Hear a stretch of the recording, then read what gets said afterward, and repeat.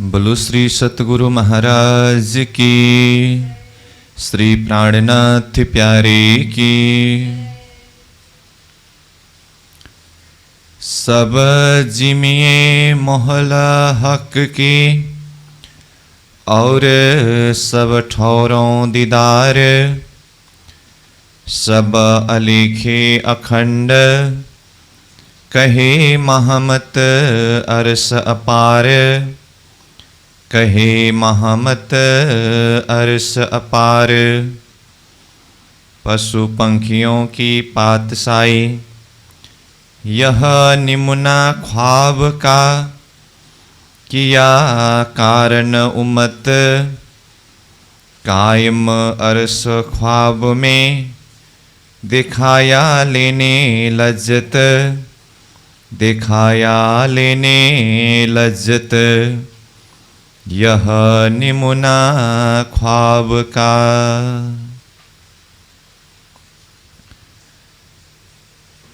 अक्षरातीत धामधनी श्रीराज जी की असीम अनुकंपा के द्वारा तारतम सागर दिव्य वाणी अंतर्गत परिक्रमा ग्रंथ के ऊपर हम चिंतन करते आ रहे हैं। यह परिक्रमा ग्रंथ में अब तक 26वें प्रकरण तक चिंतन हुआ। अब अभी के इस कक्षा सत्र में हम 27वां प्रकरण को प्रारंभ करने जा रहे हैं। तो यह प्रकरण में विशेष करके परमधाम में जितने भी पशु पंखी है जो वनों में रहते हैं, तो उन पशु पंखियों के पातशाही कैसे हैं, तो इस विषय को महामती प्राणनाथ जी यह 27वां प्रकरण के द्वारा प्रकाश डालने जा रहे हैं। तो चौपाई को प्रारंभ करें। तो कहते हैं, यह निमुना ख्वाब का। किया कारण उम्मत, कायम अरसा ख्वाब में।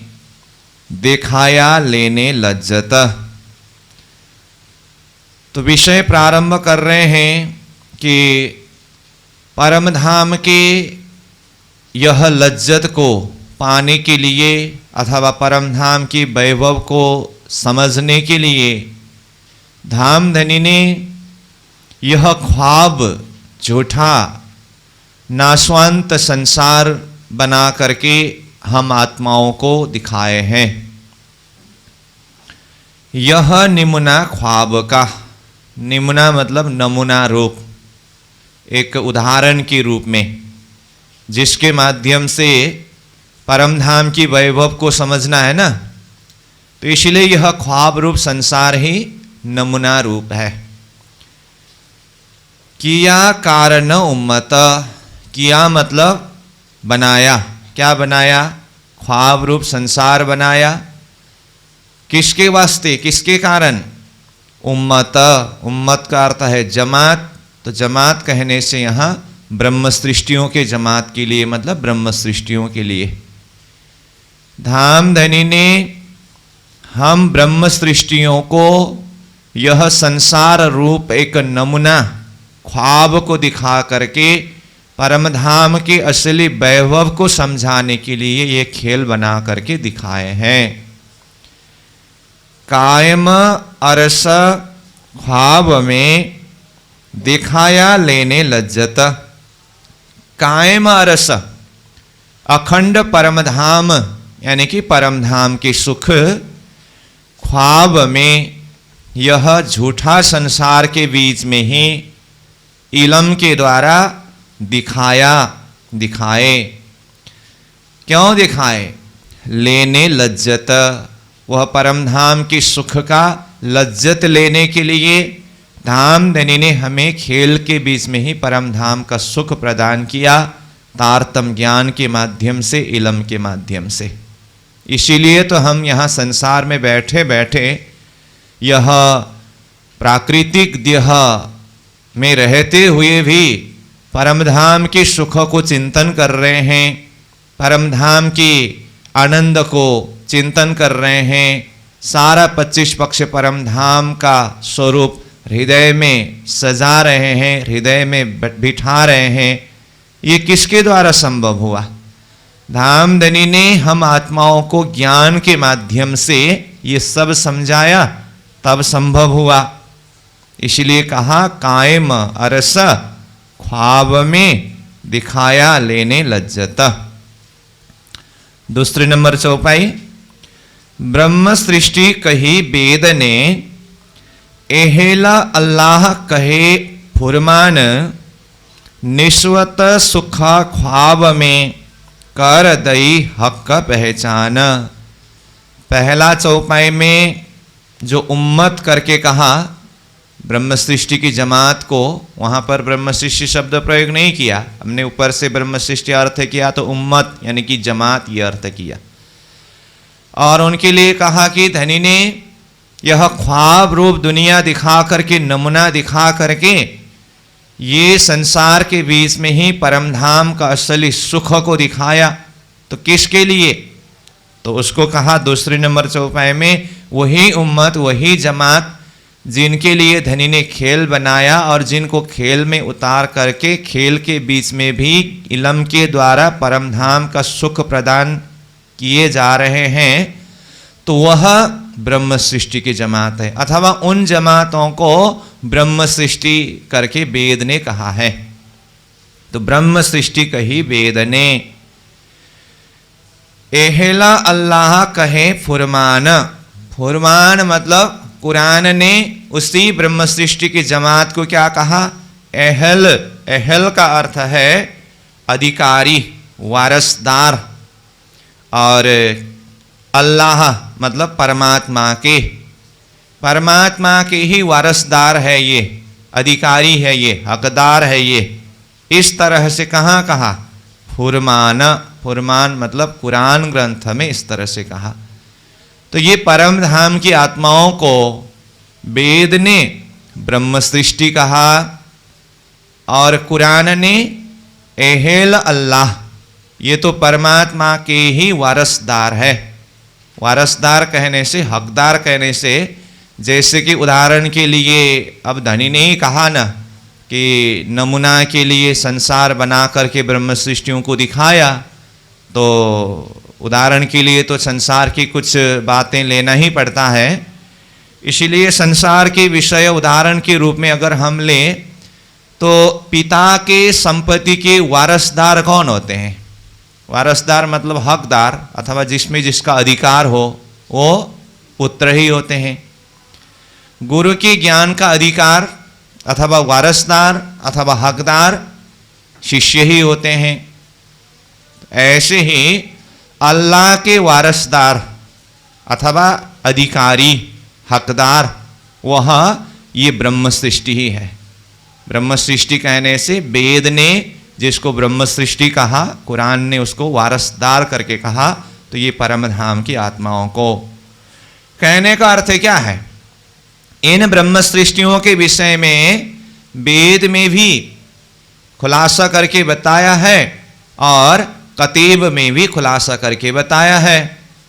इसलिए तो प्रणय जी ने कहा ना, जो कछु कहा वेद ने सो ही कहा कतीब। वेद ने जिस परमात्मा के विषय में बताया है, कतीब ने भी उसी परमात्मा के विषय में बताया है। अब जो और उसी शब्द प्रयोग करना पड़ रहा है, तो परमात्मा तो एक है, तो अलग अलग परमात्मा होते अथवा अनेक परमात्मा होते तो वेद का बताया हुआ परमात्मा और कतीब का बताया हुआ खुदा अलग होता, अलग होते। परमात्मा के धाम अगर अलग अलग होते तो वेद ने बताया हुआ ब्रह्म धाम, परम धाम, और कतीब ने बताया हुआ अर्श अजीम, ये अलग अलग होते। तो परमात्मा एक है, तो परमात्मा के धाम भी एक ही है। उसी को अलग अलग ग्रंथों में अलग अलग शब्द के द्वारा बताया गया है, भाषा अलग है, शब्द अलग है, परंतु तत्वतः देखें तो वो तत्व स्वरूप यानी कि परमात्मा एक ही है। तो वेद ने जिसे ब्रह्म कहा, कतीब ने खुदा कहा, चाहे ब्रह्म कहो चाहे खुदा कहो, वो एक ही है। वेद ने कहा एको ब्रह्म द्वितीयो नास्ति, ब्रह्म एक ही है। एकम सत विप्रा बहुधा वदंती, यह भी कहा है वह सत्य परमात्मा एक है। उसी को विप्रजन, ज्ञानी जन, विद्वान जन अलग अलग प्रकार से अपनी अपनी भाषा से कहते हैं। एकमेवा द्वितीयम ब्रह्म, एकम एव अद्वितीयम ब्रह्म, ये अर्थ रहता है।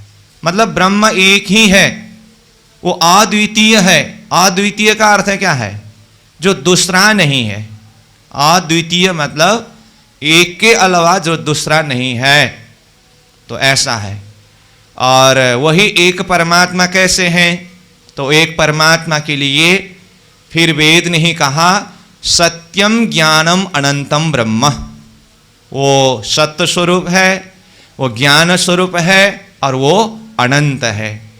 ब्रह्म एक ब्रह्म हुआ और ब्रह्म का स्वरूप अथवा ये लक्षण बताया कि वो सत्य है, ज्ञान स्वरूप है और अनंत स्वरूप है। तो जिसको कहा सत्यम ज्ञानम अनंतम ब्रह्म। फिर वेद ने ही कहा विज्ञानम आनंदम ब्रह्म, वो विज्ञान स्वरूप है अथवा वो आनंद स्वरूप है। ब्रह्म को दो संज्ञा के द्वारा यहां पर बताया कि वह ब्रह्म विज्ञान स्वरूप है और आनंद स्वरूप है। इस तरह से अलग अलग शब्दों के द्वारा कहा। तो प्रज्ञानम आनंदम ब्रह्म करके भी वेद ने ही कहा। तो चारों वेद के महावाक्य है ना, तो उसमें से ऋग वेद का महावाक्य है प्रज्ञानम आनंदम ब्रह्म। जो ऐतरीय उपनिषद ऋग्वेदीय उपनिषद है जिसमें ये महावाक्य आया है, वो प्रज्ञान स्वरूप है। तो जिस शब्द के द्वारा भी कहा गया हो, चाहे सत्यम ज्ञानम अनंतम ब्रह्म कहे, चाहे विज्ञानम ब्रह्म कहे, चाहे जो कुछ भी शब्द के द्वारा कहे, तत्वतः वो एक परब्रह्म परमात्मा के विषय में बताया है। और उसी को कुरान ग्रंथ के द्वारा चाहे अल्लाह कहे चाहे खुदा ताला कहे, जिस शब्द से भी कहा गया हो एक परमात्मा के विषय में ही कहा है।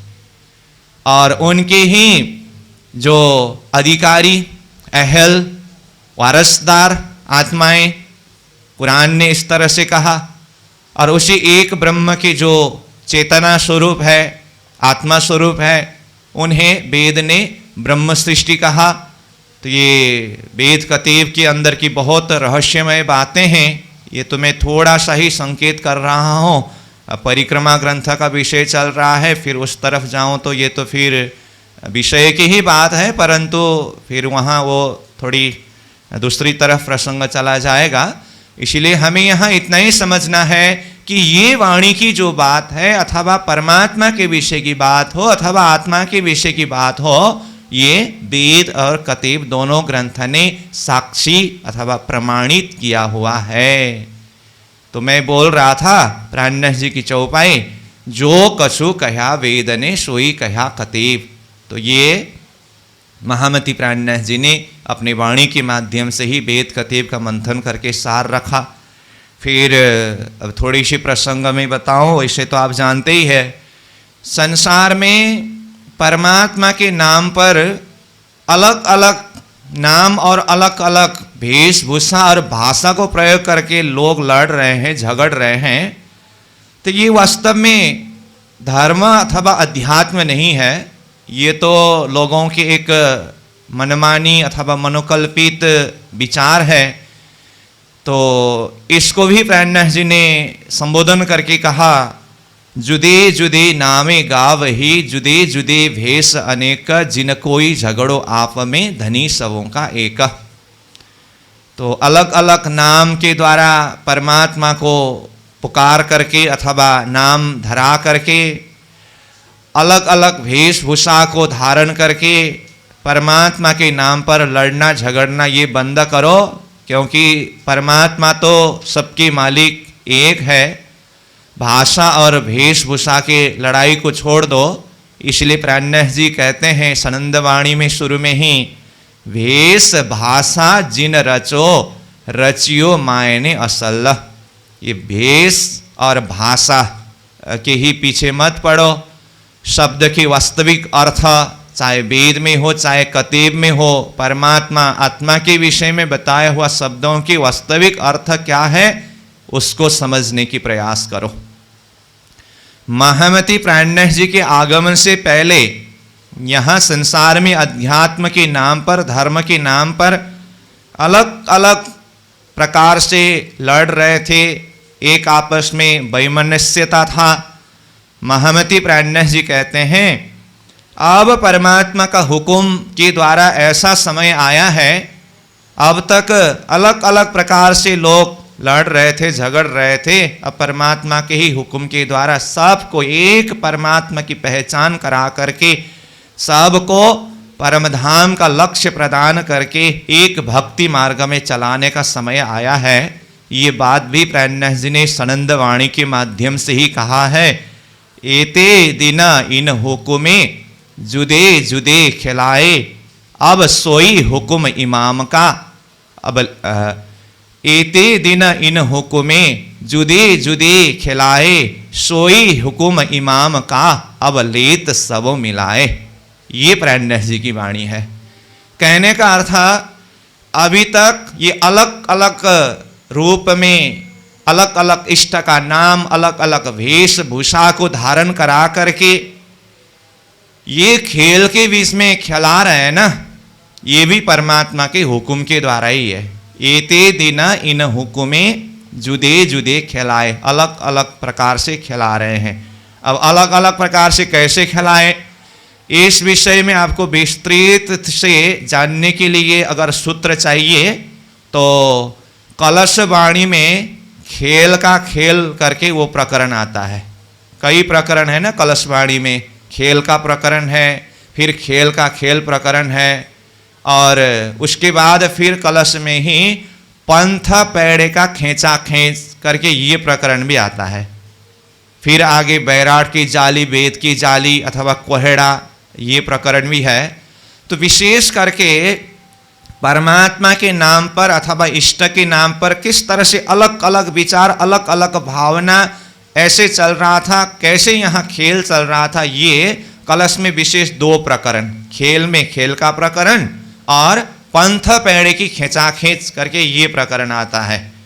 तो यहाँ पर देखेंगे तो इस चौपाई के माध्यम से बहुत सारी बातें प्राणनाथ जी ने खेल का रंग रूप वहाँ प्रस्तुत किया है। और कलश की ही बात है, जैसे प्रारंभिक प्रकरण में ही प्रसंग अक्षरातीत धामधनी स्वरूप ने श्री देवचंद्र जी महाराज को दर्शन दिया और अनादि का 5 प्रश्न पूछा। 5वें प्रश्न के जवाब तो आया नहीं, वो तो अनादि का था। फिर विदसारी याकी कहो इन जीम के प्रकार, ये संसार कैसा लगा इस विषय में बताइए कहा। तो फिर ये संसार की गतिविधि, रंग रूप, इसको बताते समय जो भी भाव प्रस्तुत हुआ है वो पहला प्रकरण में ही आता है। उसी का विस्तार होकर के जैसे कि कहा वो खेल में खेल, पैथ पेड़े का खींचा खींच, ये प्रकरण के अंदर भी आता है। तो यहाँ से मालूम पड़ता है कि सनंद वाणी की चौपाई में जोड़ रहा था, एते दिन इन हुकुमे जुदे जुदे खिलाए करके अलग अलग प्रकार से कैसे खिलाए थे वो कलश वाणी में भी है। तो फिर आगे कहते हैं यही चौपाई में, सोई हुकुम इमाम का। अब वही इमाम, यहाँ इमाम कहने से परमात्मा, इमाम स्वरूप परमात्मा के हुक्म के द्वारा ही अब लेत सबों मिलाए, सबको अब एक परमात्मा की भक्ति में, एक सिद्धांत में मिला रहे हैं। तो कैसे मिलाए, जब महामती प्राणनाथ जी हरिद्वार की भूमि में पहुंचे, वित्त के प्रसंग में भी सुनते हैं और वाणी में भी, किरंतन वाणी में जो प्रकरण अवतरण हुआ, हरिद्वार में ही महामती प्राणनाथ जी की आरती उतारते समय की भाव, भई नैरे नवखंडों आरती। तो वित्त के प्रसंग से, वाणी के प्रसंग से हम चिंतन करते हैं, जानते हैं कि हरिद्वार में महामती प्राणनाथ जी 4 महीने तक रह करके धर्म चर्चा किए, भिन्न भिन्न संप्रदाय के लोगों को शास्त्र के माध्यम से एक पूर्ण ब्रह्म परमात्मा की पहचान दिलाए। तो सबको यह बोध हुआ महामती प्राणनाथ जी ही 28वें कली के विजयाभिनंद निष्कलंक बुद्ध अवतार स्वरूप है। तो प्राणनाथ जी की आरती उतारी गई। तो यहाँ आरती के जो प्रसंग में वाणी चौपाई अवतरण हुआ, जो मैं पहले संकेत कर रहा था किरंतन वाणी में है, भाई नहीं रे नवखंडों आरती करके 9 खंडों से विजयाभिनंद स्वरूप महामती प्राणनाथ जी की आरती उतारी गई। तो वो प्रसंग में आता है ना चौपाई में ही, आए सेना सहित त्रिपुरार आए ब्रह्मा जी पढ़त मुख वेद 4 विष्णुवाणी बोलत जय जयकार भई नहीं रे नवखंडों आरती। आए धर्मराज और इंद्र वरुण नारद मुनि गुण गंधर्व 14 भुवन सूर असुर सबलई शरण भई नहीं रे नवखंडों आरती। इसके अंदर आए बहुत सारे आए हैं, है ना। तो कहने का अर्थ, इसका भाव क्या है, अभी तक संसार में भिन्न भिन्न इष्ट भिन्न भिन्न प्रकार के मजहब चल रहा था, मान्यता चल रहा था। ये सारे मान्यता एक अक्षरातीत के सिद्धांत में, एक अक्षरातीत की भक्ति में, जो अक्षरातीत स्वरूप महामती प्राणनाथ जी स्वरूप में जाहिर हुए हैं, जिन्हें विजयाभिनंद निष्कलंक स्वरूप के द्वारा शास्त्र के हिसाब से पहचान किया अथवा विद्वानों ने पहचान किया। तो ये प्राणनाथ जी के आरती के लिए ये प्रकरण में जितने भी आए शब्द प्रयोग किया गया है, इन सब के सिद्धांत महामती के सिद्धांत में आकर के मिला। महामती के सिद्धांत में आने का अर्थ है एक अक्षरातीत की भक्ति मार्ग में सिद्धांत में आकर के मिला। तो प्राणनाथ जी ने प्रकट वाणी की चौपाई में ही कहा ना, सब जाते मिली एक ठौर कोई नहीं कहे धनी मेरा और। जब अक्षरातीत परमधाम का ये सिद्धांत तारतम का प्रकाश खेल के बीच में जाहिर होगा महामती प्राणनाथ जी के द्वारा, तो क्या होगा, सब जाते मिली एक ठौर। भिन्न भिन्न जाति में, भिन्न भिन्न संप्रदाय में, भिन्न भिन्न मजहबों में बटे हुए सब लोग एक जाति यानी कि ब्रह्म सृष्टि की जाति। तो एक ठौर में एक जाति में आना मतलब कौन सी जाति में, ब्रह्म सृष्टि की जाति में। अब ब्रह्म सृष्टि कौन है, पहले यहाँ परिक्रमा वाणी में ही शब्द आया ना, हक जात करके। ब्रह्म सृष्टि को क्या कहा, हक जात कहा, ये हक के जात है। तो ये हक जात अथवा ब्रह्म सृष्टि, इस जाति में सब एकत्रित हुआ, सब जाति मिली एक ठौर। कोई ना कहे धनी मेरा और। एक अक्षरातीत के अलावा कोई भी मेरे धनी दूसरे हैं करके किसी भी इष्ट का नाम नहीं लेंगे, क्योंकि सबके मालिक तो एक पूर्ण ब्रह्म परमात्मा है।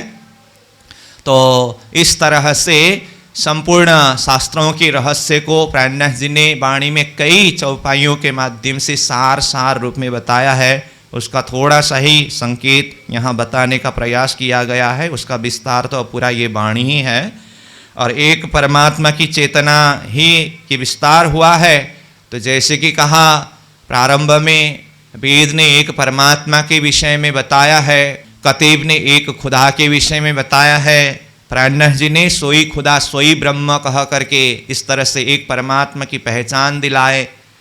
इसको भी अगर उदाहरण के द्वारा समझना हो तो हम ऐसे समझ सकते हैं, जैसे आभूषण होते हैं ना,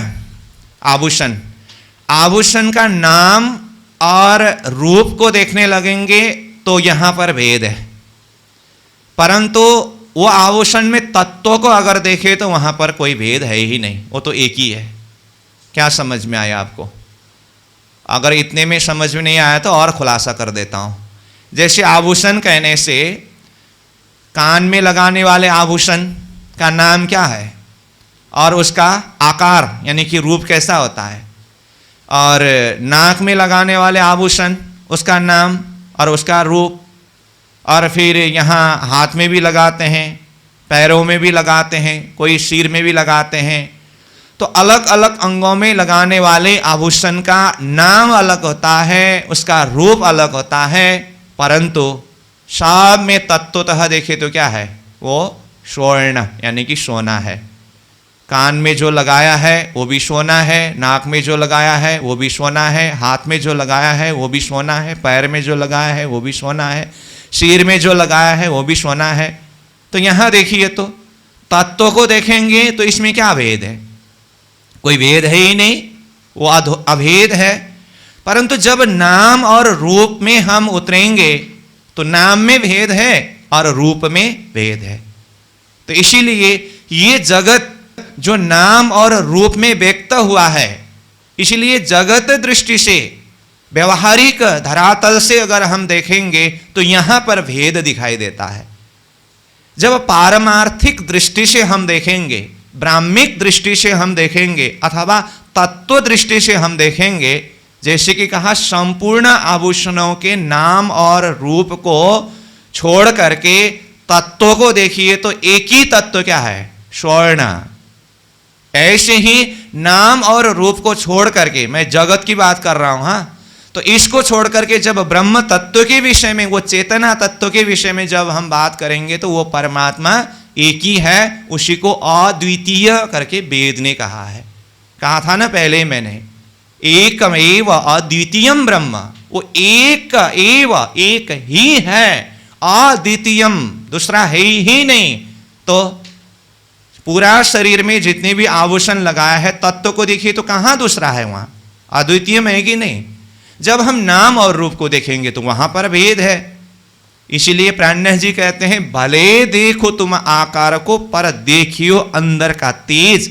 बाह्य आकार यानी कि रूप को और नाम को मत देखो, अंदर की तेज मतलब अंदर आत्मा प्रकाश को देखो, वो परमात्मा की शक्ति चेतना को देखो। वो चेतना धनी सबों का एक, और वही परमात्मा की चेतना जो आत्मा है, जिसे वेद ने ब्रह्म सृष्टि कहा और कतेब ने क्या कहा, अहल अल्लाह, यानी कि परमात्मा के हकदार, हकदार कहिए, अधिकारी कहिए या वारसदार कहिए, ये सब पर्यायवाची शब्द है। उदाहरण के लिए मैंने पहले ही कहा, जैसे पिता के संपत्ति के अधिकार पुत्र के ही होता है अथवा पुत्र ही अधिकारी होते हैं, ऐसे ही परमात्मा के वारसदार, परमधाम के वारसदार, ये परमधाम की जमात ही है जिसे ब्रह्म सृष्टि कहा है। तो इनकी महिमा इस तरह से वेद में कतेब में गाया है, ऐसा है। तो ब्रह्म सृष्टि कही वेद ने, एहेल अल्लाह कहे फुरमान, निस्वत सुख ख्वाब में कर दई हक पहचान। देखिए निस्वत ये संबंध ब्रह्म सृष्टि और परमात्मा के विषय में, अथवा ये यहल अल्लाह और अल्लाह के विषय में, हक के वारसदार और हक के विषय में ये संबंध अथवा बीच में ये संबंध बताया। कहाँ, ये ख्वाब जिमे के बीच में, निस्वत सुख ख्वाब में संबंध का पहचान होने के बाद तो सुख ही मिलेगा ना, इसलिए यहां पर निस्वत सुख करके कहा, संबंध का पहचान कराए। ये ख्वाब जिमी के बीच में, तो ये सुख दिया धनी ने, कैसे, कर दई हक का पहचान, हक परमात्मा ने इस तरह से पहचान करा दिए। एक साहेबी अरस की और कोई काहू नाही, आराम देने उम्मत को दिखाया ख्वाब के माही। एक साहेबी अरस की, परम धाम की जो साहेबी है, वैभव है, तो ये परम धाम की एक साहेबी, एक परमात्मा की साहेबी और परमात्मा की साहेबी का ही विस्तार सब में है। और कोई कहूँ नाही, एक परमात्मा और उनके साहेबी, बिना बाकी दूसरा कुछ है ही नहीं। आराम देने उम्मत को, ये आराम यानी कि ये सुख आनंद देने के लिए, अनुभव कराने के लिए उम्मत ब्रह्म सृष्टियों को दिखाया खेल के माही।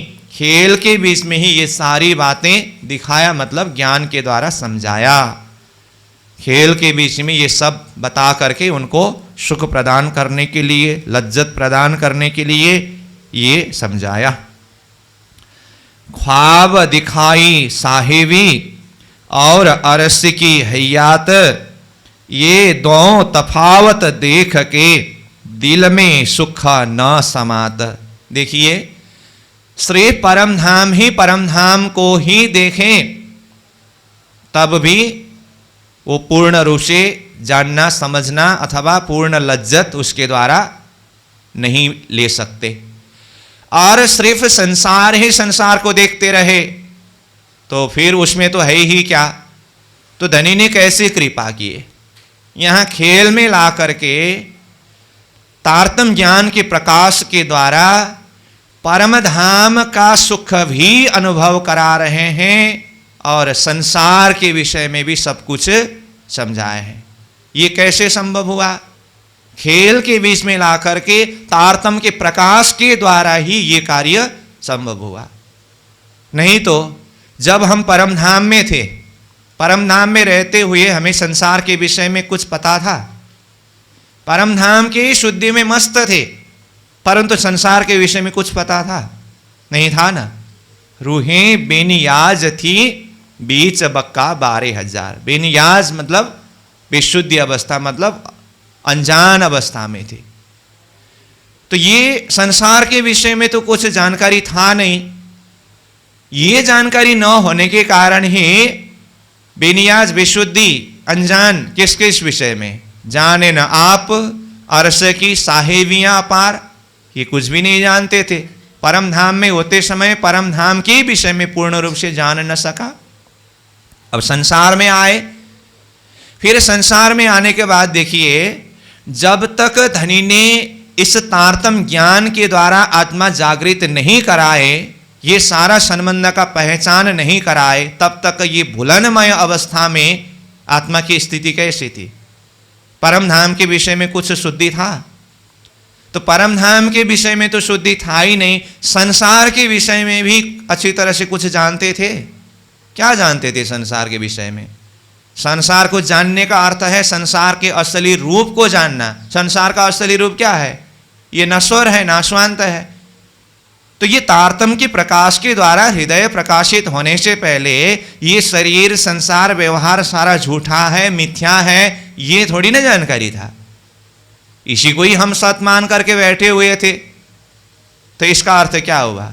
परम धाम में होते समय परम धाम में ही सीमित, वो भी पूरी तरह से जान नहीं पाए।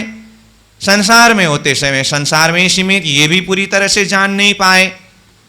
परंतु धनी की ऐसी कृपा हुई, यही संसार के बीच में रहते हुए भी तारतम ज्ञान के प्रकाश के द्वारा पूरा संसार के विषय में भी और पूरा परम धाम के विषय में भी समझा करके हृदय को प्रकाशित करा दिए। इसके द्वारा हृदय में जो एक लज्जत है ना, इसको किस शब्द से बताया जाए? इसलिए प्रकाश वाणी में इस भाव को प्राणनाथ जी ने प्रकाशित किया है। तारतम जोत उद्योत है, तिनथि कहा होए, एक सुपन दूजा वतन, जीव देखे दोए। ये तारतम की प्रकाश का महत्व है। क्या कहा इसमें? तारतम ज्योत उद्योत है, तारतम की ज्योति, तारतम रूपी प्रकाश उद्योत है, उदय हुआ, प्रकाशित हुआ अथवा जाहिर हुआ खेल के बीच में। तिनथे कहा होए, तिनथे मतलब इस तारतम के प्रकाश के द्वारा क्या होगा? प्रश्न। अब इसका जवाब है, ये होगा कि एक सुपन, एक तो ये पूरा स्वप्निक संसार के विषय में, दूजा वतन, दूसरा वतन यानी कि परम धाम का पूरा सुख, जीव देखे दोए। यहां संसार में ये प्राकृतिक देह में बैठे बैठे तारतम के प्रकाश के द्वारा पूरा संसार का भी आद्योपांत देख रहे हैं, जान रहे हैं, और परम धाम के सब कुछ गली गली से लेकर के, एक शब्द में कम शब्द में कहूं तो परम धाम की बालों के कण से लेकर के राज्य के दिल तक की सारी बातें ये तारतम के प्रकाश के द्वारा जान गए। राज्य के दिल की बातें बोल रहा हूं मैं। ये तारतम के प्रकाश का महत्व है। ये राज्य की दिल की बातें तारतम के प्रकाश के द्वारा प्रकाशित किया जाना, इसमें भी प्राणनाथ जी ने वाणी के द्वारा ही प्रकाशित किया है। कहा है क्या? तारतम को बल कोई न जाने, एक जाने मूल स्वरूप। मूल स्वरूप की चित्त की बात तारतम में कई रूप। देखिए ये तारतम की प्रकाश, तारतम की बल की महिमा को बता रहे हैं। तारतम को बल कोई न जाने, तारतम की बल को कोई समझ नहीं सकते, जान नहीं सकते साधारण बुद्धि वाले। तारतम को बल कोई न जाने, एक जाने मूल स्वरूप। एक मूल स्वरूप स्वयं अक्षरातीत धनी ही इस तारतम की बल को, इसके महत्व को जान सकते हैं, समझ सकते हैं। अच्छा, फिर क्या विशेषता है इस तारतम में? कहा मूल स्वरूप की चित्त की बातें तारतम में कई रूप। ये तारतम में अथवा तारतम की प्रकाश में मूल स्वरूप की चित्त की कई बातें ये तारतम में प्रकाशित है अथवा ये तारतम जानती है। इसीलिए कहा खेल के विषय की बात हो या परमधाम में बालू के कण से लेकर के राज्य के दिल तक, इतना कहा तो सब उसी में समा जाता है। ये तारतम के प्रकाश ने प्रकाशित किया। तो मैं प्रकाशवाणी की चौपाई बोल रहा था, तारतम ज्योत उद्योत है तीन थे कहा होए, तो क्या होगा? तो आंसर क्या है, जवाब क्या है? एक सुपन दूजा वतन जीव देखे दोए। तो पहले कहा था ना, परमधाम में होते समय परमधाम में ही सीमित थे, परमधाम को भी अच्छे से नहीं जानते थे, संसार की तो कोई बात ही नहीं। संसार में आए भूलन के अवस्था में संसार को ही अच्छी तरह से नहीं जानते थे, परमधाम की तो बात ही छोड़ दीजिए। जब तारतम की रोशनाई, सूर्य उदय हुआ ना, तारतम रूपी सूर्य, तो इसने क्या किया? संसार के विषय में भी और परमधाम के विषय में भी सब कुछ समझाया। ये तारतम का प्रकाश है। तो ये भाव यहां पर धनी बता रहे हैं। देखिए, ख्वाब दिखाई साहेबी, ये ख्वाब, ये संसार दिखा करके धनी ने इस ख्वाब संसार के बीच में अपनी साहेबी का पहचान करा रहे हैं, दिखा रहे हैं।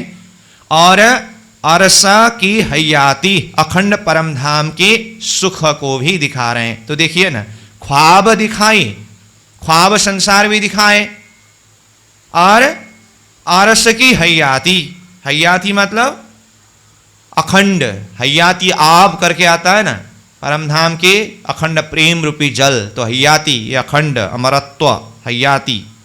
तो अखंड परमधाम को भी दिखाए, मतलब ये ख्वाब संसार के साहेबी भी दिखाए और हयाती अखंड परमधाम के साहेबी भी दिखाए। ये दो तफावत देख के, ये दो तफावत यानी कि अंतर, फर्क, संसार और परमधाम दोनों को दिखाने के बाद दोनों का अंतर फर्क जान लेंगे। तो दोनों के बीच में जब तुलना करके जब फर्क जान लेंगे, तफावत यानी कि अंतर जान लेंगे, तब जाकर के परमधाम की महत्व, परमधाम की पातशाही को हृदय ऐसे समझ लेगा, वो असली समझ है। तो इसीलिए तो खेल दिखाना पड़ा। तो परमधाम में रहते समय दूसरा तुलना करने के लिए कोई वस्तु था ही नहीं, तो इसलिए परमधाम की असली चीज समझ ही नहीं सका। तो धनी ने खेल दिखा करके संसार और परमधाम और दोनों की पातशाही साहेबी को दिखाए, और ये दो तफावत देख के दिल में सुख न समाता, दिल में सुख नहीं समाता है। क्यों? संसार को देखने के बाद पता चला ना कि परमधाम की साहेबी कैसे हैं करके। तो जब परमधाम की साहेबी समझ में आया, तो फिर ये सुख, ये आनंद दिल में समाता है? नहीं समाता है। इस तरह से धनी ने कृपा किया। अब 5 नंबर को देखें। अब कहो अरस अजीम की, जो बन का विस्तार नहीं इंतहाए जिमी जंगल का, ना पशु पंखी सुमार। अब ये 5 नंबर चौपाई से अब परमधाम के पशु पंखियों की साहेबी अथवा पातशाही बताने लगे। अब आपको थोड़ा सा यहाँ किसी के मन में संशय अथवा जिज्ञासा हुआ हो सकता है, परमधाम की पातशाही को बताना था, फिर ख्वाब संसार की बात भी यहाँ पर जुड़ गई, फिर ख्वाब के और परमधाम की साहेबी दोनों में अंतर दिखाने के बाद फिर दिल में खुशी नहीं समाता है। तो इसका सार भाव क्या है ऐसा लग सकता है। यहाँ समझाना ये चाहते हैं, ख्वाब दुनिया के बीच में भी जो पशु पंखी जानवर है ना, इसकी भी तो अपनी जगह में साहिबी है। कैसे साहिबी है? अभी हम यहाँ पर बैठे हुए हैं, ज्ञान के द्वारा जानते हैं ना परमात्मा परम धाम सत्य है, ये संसार स्वप्न का है, झूठा है, नाशवंत है, जानते हैं ना, तारतम्य की चिंतन कर रहे हैं। अभी यहीं की बैठक में फट से यहाँ पर शेर आया तो विचार करिए क्या होगा। इसका मतलब यहाँ संसार के ख्वाब है, झूठा है, तो शेर आया तो ये शेर भी झूठा है, मैं भी झूठा हूं। अगर खा भी लिया तो सपना के शेर ने सपना के मेरे शरीर को खाया, ये दिल कबूल करेगा? बैठे रहेंगे। तो कहने का अर्थ यहाँ संसार के जानवरों के, पशुओं के, जीवों के भी अपनी अपनी दर्जा है, अपनी अपनी साहिबी है। तो यहाँ के मैंने एक शेर तो उदाहरण के रूप में लिया, अब बाकी इसी को विस्तार करके आप अपने अपने हिसाब से समझ लीजिए।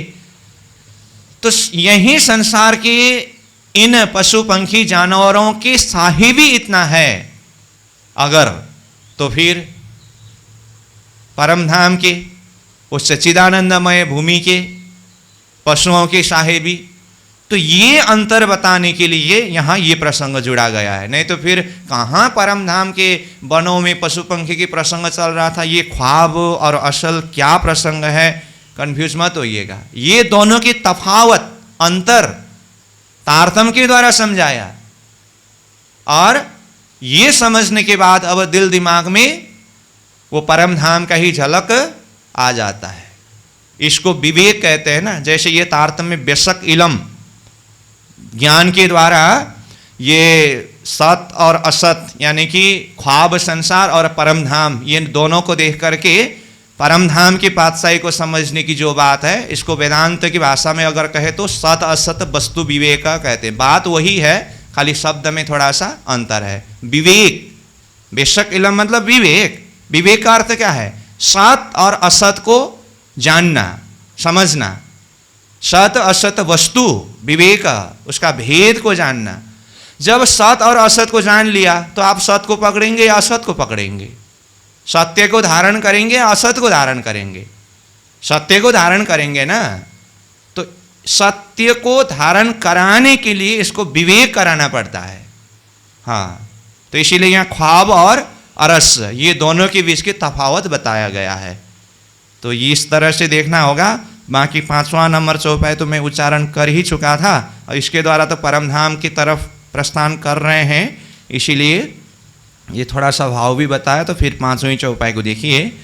अब कहो अरस अजीम की। प्राणेश जी कहते हैं अब परम धाम अर्श अजीम के विषय में कहता हूं, जो वन का विस्तार, जिस वन का विस्तार कितना है, ये 26वें प्रकरण में भी अंतिम में पूरा वन का विस्तार समूह रूप में कहा, और वहाँ पशु पंखियों की पातशाही की थोड़ा सा संकेत किया। अब वन का विस्तार कहने से अब आप तो वन का विस्तार इतना शब्द आते ही अब तो रंगमहल के चारों तरफ से लेकर के बड़ी राम तक आपको पूरा दर्शन होना चाहिए। बार बार चर्चा हुई है, चिंतन हुआ है, हृदय में एक छाप बैठ गया है। अब तो बस धनी से इतना ही अर्जी करना है, और इतना ही बाकी है कि उसको प्रत्यक्ष रूप से कब दर्शन करे। बाकी ज्ञान के द्वारा देखने में तो कोई कमी नहीं है, इतना तो विश्वास रखना पड़ेगा, बाकी आप जाने। नहीं इंतहाए जिमी जंगल का। इंतहाए, इंतहाए शब्द का अर्थ है अंत अथवा सीमा, इसका कोई अंतिम सीमाना ही नहीं है। अब वन कहाँ तक विस्तार है करके इसका कोई अंतिम निशानी, अंतिम सीमाना अगर देखें तो नहीं है जंगल का, ना तो जमीन का ही। इंतहाए को पारवार इस अर्थ में भी समझ सकते हैं, तो थोड़ा सहज पड़ेगा। कोई पारवार ही नहीं है, मतलब इसका इतना विस्तार है, कोई सीमा नहीं है इसका, कोई पारवार नहीं है इसका। नहीं इंतहाए जिमी जंगल का, न तो जमीन का न तो जंगल का ही पारवार है। ना पशु पंखी सुमार, न तो परम धाम की पशु पंखी का ही कोई हिसाब है, हिसाब कर सकते हैं।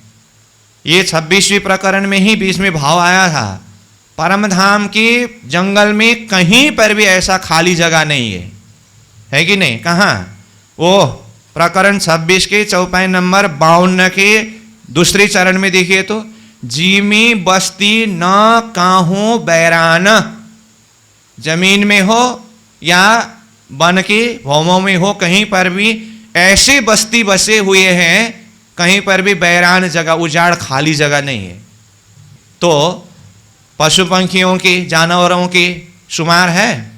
तो यहां बताए कि ना पशु पंखी शुमार। 6 नंबर चौपाई, इन रेता रंचक की रोशनी आकाश न मावे नूर, तो रोशनी सब बन की क्यों कर कहो जहूर। अब ये मत कहिएगा, यहां विशेष शीर्षक में भी पशु पंखियों की पातशाही लिखा है, और हमने भी शुरू में शब्द में ये प्रकरण में पशु पंखियों की पातशाही प्रसंग वर्णन किया करके कहा, तो फिर पशु पंखी ही पशु पंखी की बात आनी चाहिए, ऐसा नहीं। पशु पंखी है कहाँ? परम नाम के वन में, तो वन की बात नहीं आएगी। तो वन में जमीन है कि नहीं? तो जमीन है तो वहां के बालों के कर्ण की प्रकाश के विषय की बात नहीं आएगी। तो मूल एक विषय होता है, उसके साथ में बहुत सारे विषय सब भाव जुड़ जाता है। तो जैसे जैसे चौपाई आएगा उस हिसाब से चिंतन करते रहना। फिर पहले ही दिमाग में डाल दिए ये प्रकरण में पशु पंखी की ही बात आनी है, तो पशु पंखी यही शब्द आते रहे, ऐसा नहीं, वो तो मूल विषय है। इन रेत रंसक की रोशनी, परम धाम की जमीन की जरा सा एक रेत बालू के कण की रोशनी प्रकाश भी आकाश न मावे नूर, नूर मतलब उसकी प्रकाश आकाश में नहीं समाता है। तो रोशनी सब वन की, तो संपूर्ण परम धाम के वनों की रोशनी प्रकाश क्यों कर कहूं जहूर, जहूर मतलब उसकी प्रकाश को मैं किस तरह से शब्द में वर्णन करूं। तो पशु पंखियों की पातशाही वर्णन करना है, तो पशु पंखी कहां पर है? वन जंगल में है। तो वन जंगल की प्रकाश को बताने के लिए सहूर करके बता रहे हैं कि परम धाम के एक बालों के कर्ण का प्रकाश भी आसमान में नहीं समाता है, तो परम धाम के संपूर्ण वन की प्रकाश मैं किस तरह से वर्णन करूं, ये है भाव। 7 नंबर चौपाई में चलिए, तेज ऐसो इन डार को और पात को प्रकाश, सो रोशनी ऐसी देखता मावत नहीं आकाश। वृक्ष के ही प्रकाश, तेज ऐसो इन डार को, वृक्ष की एक डाली के प्रकाश ऐसा प्रकाश है, ऐसे तेज पुंज है। और पात को प्रकाश, या तो एक पात की प्रकाश को देखिए, डाल की प्रकाश, पात की प्रकाश। सो रोशनी ऐसी देखता, वो डाली की प्रकाश रोशनी, पात की रोशनी ऐसा दिखाई देता है, मावत नहीं आकाश, आकाश में नहीं समाता है। ये जुआ ना कहे सकत है एक पात की रोशन, तो इन डार की क्यों कहो जो प्रफुल्लित सब बना। ये जुआ ना कहे सकत है, ये संसार के देह के जुआन के द्वारा यहां परम धाम की वन की प्रकाश, एक पात की प्रकाश भी कहा नहीं जा सकता है। एक पात की रोशन मतलब एक पात की प्रकाश भी ये जुआ ना कहे सकत है, कह नहीं सकते हैं।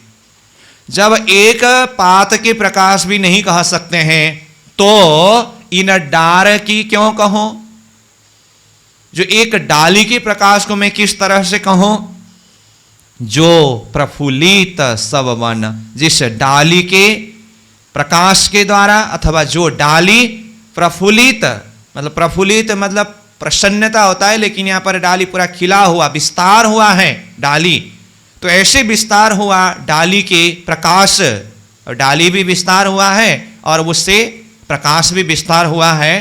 तो इसके शोभा अथवा इसकी महिमा, इसकी प्रकाश को मैं किस शब्द में इस जुआ के द्वारा कह सकूं, मतलब नहीं कह सकता हूं। डार पात सब नूर में, फल फूल बेलों जोत, केहे केहे मुख कहा कहे, सब आकाश में उद्योत। डार डाली के, पात पात के, सब सब नूर में, नूर में मतलब डाली के नूर, पात के नूर सब, और फल फूल बेला, फल का प्रकाश फूल का प्रकाश, बेला मतलब बेलियां लताएं, इसकी जो ज्योति है प्रकाश है, इस विषय में कहे कहे मुख कहा कहे, कहते कहते इस मुख से कहाँ तक कहो, क्या कहो, सब आकाश में उद्योत, सब का प्रकाश आकाश में उद्योत यानी कि प्रकाशित हो रहा है। बन गिरदवाए अरस के, और यही गिरदवाए ताल, यही गिरदवाए जोए के, जुआ कहा कहे खूबी जमाल। तो वन कहाँ कहाँ विस्तार है, तो पशु पंखियों की पातशाही बताने के लिए पहले वन की पातशाही बता रहे हैं। ये वन की पातशाही है, वन की शोभा है। वन गिरदवाए अरस के, अरस मतलब रंग महल के, गिरदवाए चारों तरफ वन है। पूर्व तरफ 7 घाट, दक्षिण में बट पीपल की चौकी, पश्चिम में फूलबाग, उत्तर में बड़ोवन ताड़वन, ये सब अरस रंगमहल की गिरदवाए वन है। और यही गिरदवाए ताला, यही वन ही ताल यानी कि हौज कौशल तालाब के चारों तरफ गिरदवाए घेर करके आया है, विस्तार हुआ है। यही गिरदवाए जोए के, जमुना जी के, जोए मतलब जमुना जी के चारों तरफ भी यही वन विस्तार होकर के फैल करके घेर करके आया है। जुआ कहा कहे खूबी जमाल, इस जुआ से वो परम धाम की, चाहे रंगमहल के चारों तरफ के, चाहे हौज कौशल ताल के चारों तरफ के, चाहे जमुना जी के किनार अथवा चारों तरफ के खूबी को मैं किस तरह से कहूँ, जुआ कहा कहे खूबी जमाल, जमाल मतलब उसकी सौंदर्यता को मैं किस तरह से वर्णन करूं। कहा ऐसा ही बना नूर का, रेता ऐसे ही रोशन, तो नूरा मोहल्ला की क्यों कहो, जाको नामी नूर वतन। अब जिस तरह से इधर परम धाम के चारों तरफ, परम धाम मतलब रंगमहल के चारों तरफ वन का विस्तार है, शोभा है, उधर अक्षरधाम के चारों तरफ भी ऐसे ही वनों की शोभा है, विस्तार है। कहा ऐसा ही, ऐसा ही मतलब कैसा, रंगमहल के चारों तरफ के जैसा ही वन नूर का, नूर का मतलब अक्षरधाम के चारों तरफ भी ऐसा ही वन है। रेत ऐसे ही रोशन, रेत मतलब बालू भी ऐसे ही मतलब परम धाम की तरफ की जैसे ही अक्षरधाम की तरफ भी ऐसे ही रोशनाई है, प्रकाशित है। तो नूर महल की क्यों कहो, जब वहां के बालू की कण का प्रकाश भी ऐसा ही है, तो नूर महल, नूरमय महल, ये अक्षरधाम की परम धाम की जैसा है, वैसा ही अक्षरधाम की तरफ की बोल रहे हैं ना। तो नूर महल की क्यों कहूं, ये महलों की नूर प्रकाश को मैं किस तरह से वर्णन करूं, जाको नाम ही नूर वतन, जिसका नाम ही नूर वतन है। नूर कहने से अक्षर ब्रह्म को नूर कहते हैं ना, तो जिसका नाम ही नूर है और जिसका धाम का नाम ही और जिस धाम का नाम ही नूर वतन है, तो उसकी नूर को मैं किस तरह से कहूं, और परम धाम का तो है ही, तो अक्षरधाम के विषय में भी इस तरह से कहा। तो अरसा मोहल्ला की रोशनी और मोहल्ला हौज जोए जे, नूरा मोहल्ला ना कहे सको तो क्यों कहे जुआ नूर ए। अब देखिए 12 नंबर चौपाई में, 11 नंबर चौपाई में अक्षरधाम की प्रकाश के विषय में कहा, जिस धाम का नाम ही नूर वतन है और जिसका नाम ही नूर है, तो इसका किस तरह से मैं वर्णन करूं करके कहा। तो जब नूर वतन अक्षरधाम की प्रकाश के लिए ही ऐसा कह रहे हैं, तो फिर अक्षरातीत परम धाम 12 नंबर चौपाई को देखिए, सहूर करके बता रहे हैं। तो मतलब 11 नंबर चौपाई की नूर अक्षरधाम को ही ऐसा कहा तो अर्श महल की रोशनी, अर्श महल रंग महल परम धाम के महल की रोशनी प्रकाश, और महल हौज जोए के, या तो परम धाम के महल हौज जोए, हौज कौशर तालाब जमुना जी अथवा महल, अब रंग महल अन्य भी जगह में जो भी महल है, पूल महल भी है, जहाँ जहाँ परम धाम में जितने भी महल दिखाई देता है सब महल की रोशनी, मैं कैसे कहूँ, नूर महल ना कह सकूं, जब अक्षरधाम की प्रकाश को ही नहीं कहा जा सक रहा है अथवा पा रहा है तो क्यों कहे जुआ नूर ए, नूर ए मतलब ये अक्षरातीत परम धाम की नूर को इस जुआ से मैं कैसे वर्णन करूं, कैसे कहूं। तो यहाँ नूर महला ना कह सकूं मतलब अक्षरधाम की प्रकाश को जब नहीं कहा सक रहा है तो डीलिटी में तो चौथे चरण में तो क्यों कहे जुआ नूर ए मतलब अक्षरातीत परम धाम की नूर को कैसे कहा जा सकता है। शहूर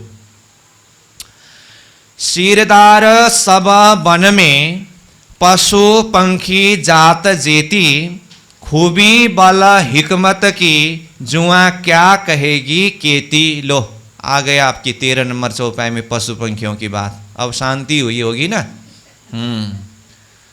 तो वन की शोभा वर्णन करने के बाद अब पशु पंखियों की शोभा, अब उनकी पातशाही का वर्णन प्रारंभ हो रहा है। तो कहा शीरदार सब वन में, अब वन का शीरदार कौन है, ये वन के मालिक तो पशु पंखी है ना। राजी श्यामा जी सखियां तो कभी शहर के लिए चले जाते हैं, उनकी ज्यादा लीला तो रंगमल में ही होता है, इसलिए ये वनों के शीरदार है सब अपनी अपनी जगह में। शीरदार, शीरदार मतलब श्रेष्ठ, सब वन में सब अपनी अपनी जगह में श्रेष्ठ महिमावान है ये पशु पंखी जात जीति, जितने भी जाति के हैं। ऐसा नहीं कि एक जाति के पशु शीरदार हो तो बाकी तो सब फिर उसके तले ही होंगे, ऐसा नहीं, सब अपने अपनी जाति के अपने अपने भी शीरदार है, कोई किसी से कमी नहीं है। अद्वैत है ना, तो कोई भेद तो वहां है ही नहीं। पशु पंखी जात जेती, जितनी भी जाति के हैं, खूबी बाला हिकमत की, सबकी खूबी है, सबके पास अपने अपने प्रकार की बल है, और हिकमत मतलब कौशलता बुद्धिमता सबके अपनी अपनी प्रकार के हैं।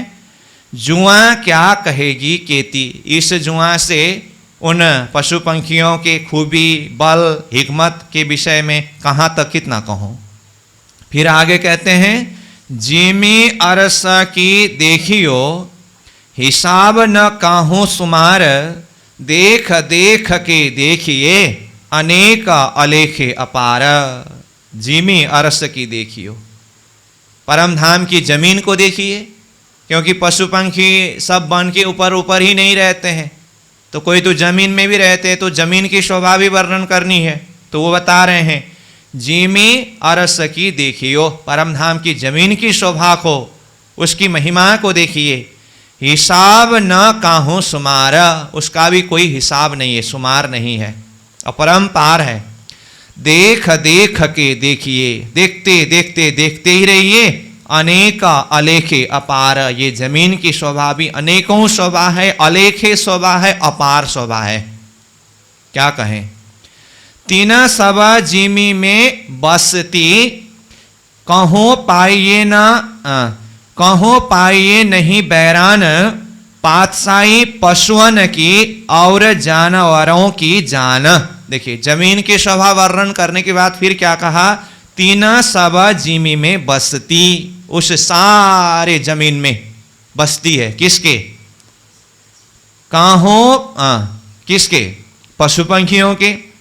सारा जमीन ऐसे भरे हुए हैं पशु पंखियों की बस्ती से, कहा कहो पाइये नहीं बैरान, परम धाम की जमीन में कहीं पर भी बैरान यानी कि उजाड़, खाली जगह, खाली जगह कहीं पर भी नहीं पाता है, मतलब खाली जगह कहीं पर भी नहीं है, सब तरफ पशु पंखी जानवरों की बस्ती से भरा हुआ है। पातशाही पशुअन की, और उन पशुओं के पंखियों के जानवरों के पातशाही को देखिए। पातशाही पशुओं की, पशुओं की पातशाही, और जानवरों की और जानवरों की भी पातशाही को जानिए, देखिए, समझिए। ये जो जिमी अरस हक की शो बैरान क्यों कर होए, आवादान हमेशगी आराम बिना नहीं कोए। अब परम धाम की जो भूमि है ना, ये तो अक्षरातीत धामधनी श्रीराज जी के ये परम धाम है।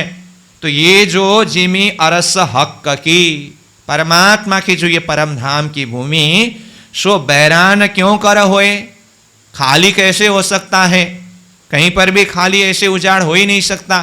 तो इसीलिए सब तरफ पशु पंखी जानवर आदि भरे हुए हैं। फिर कहते हैं आवादान हमेशगी, आवादान मतलब वो पूरा बस्ती बसा हुआ, आबादी बोलते हैं ना, आबादी तो जानते हैं ना, आबादी का अर्थ क्या है, बस्ती। तो आवादान हमेशगी मतलब हमेशा के लिए वो बस्ती बसा हुआ है।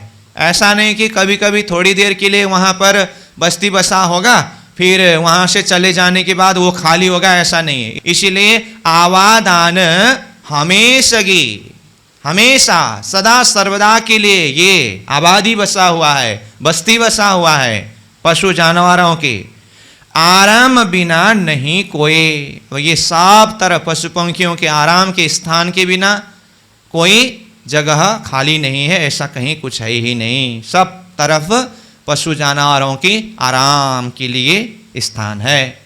अखंड आराम सब में चल विचल इत नाही, सब सुख है अरस में रहे याद हक के माही। देखिए परमधाम में सब का जो सुख है, आनंद है, वो अखंड है, कभी गड़बड़ होता नहीं है, हलचल नहीं होता है। अखंड आराम सब में, सब में पशु का आराम देखिए, जानवरों की आराम देखिए, पंखियों की आराम देखिए, सबका अखंड आराम है। चाला बिचला इतना ही, यहां पर कहीं भी चल विचल नहीं होता है। चल विचल मतलब अस्थिरता नहीं है यहां।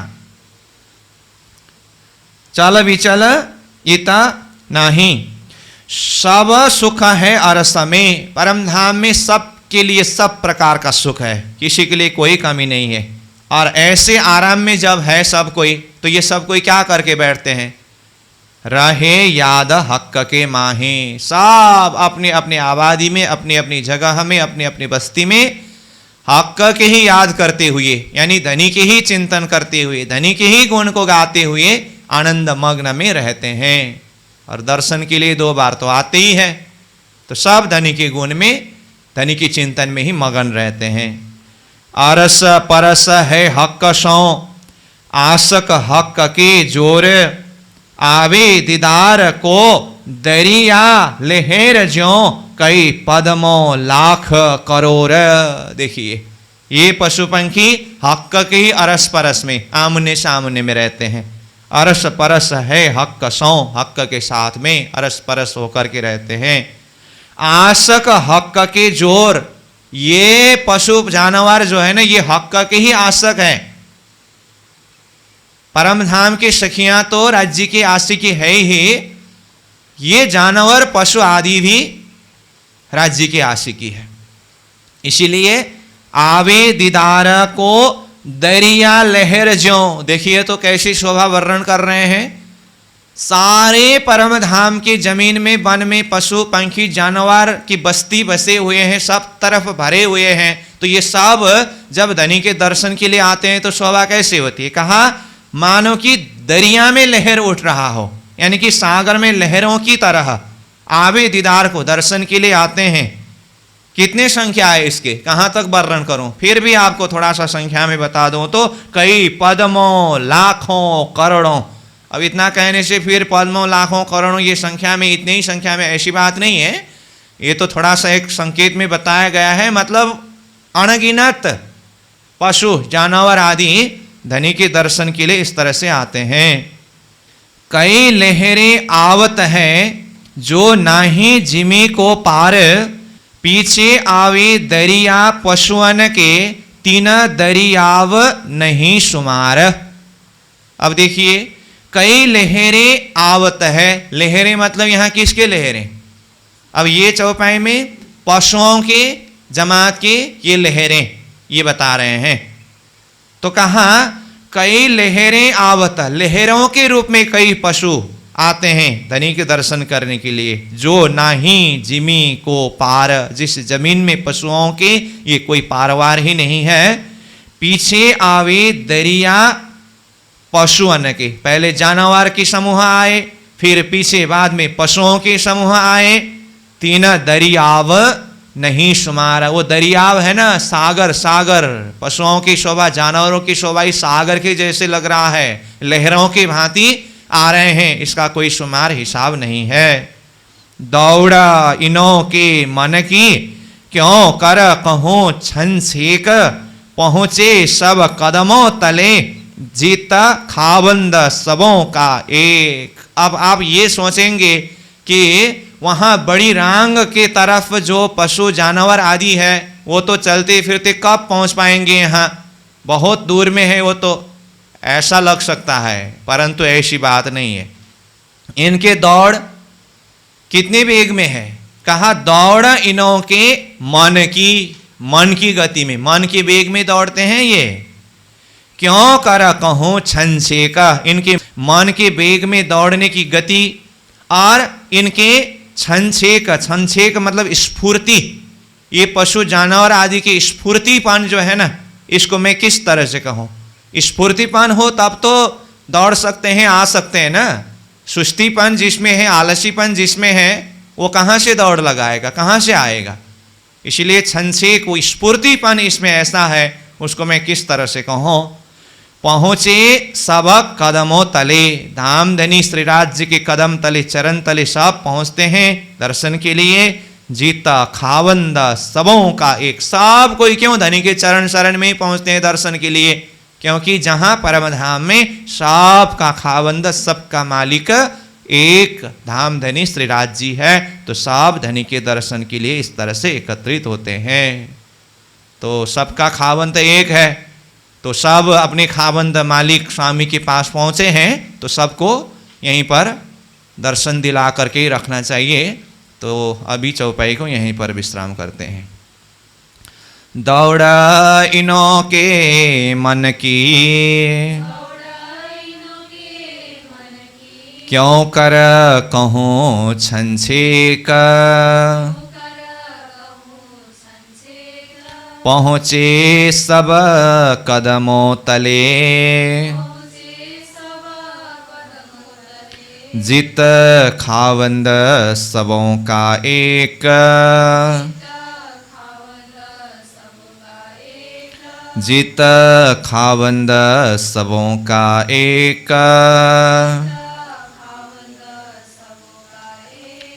बोलो श्री प्राणनाथ प्यारे की प्रणाम।